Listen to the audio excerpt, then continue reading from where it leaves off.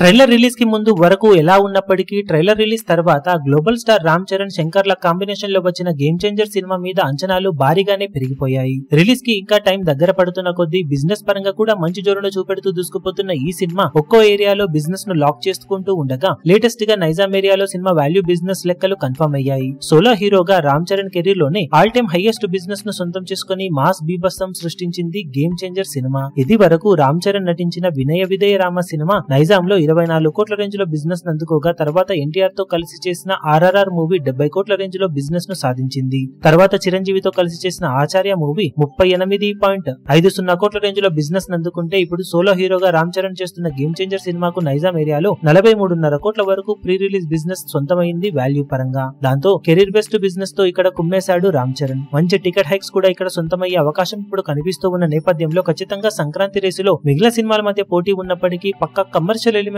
తో శంకర్ లాంటి top director direction లో వస్తున్న గేమ్ చేంజర్ మూవీ ఏమాత్రం టాక్ పాజిటివ్ గా ఉన్నా కూడా బీభత్సమైన వసూలను కురిపించే ఛాన్సెస్ పుష్కలంగా ఉన్నాయని చెప్పవచ్చు. మరి బాక్సాఫీస్ దగ్గర గేమ్ చేంజర్ సినిమాతో రామ్ చరణ్ ఎలాంటి కలెక్షన్లతో దుమ్ముదుమారం లేపుతాడో చూడాలి.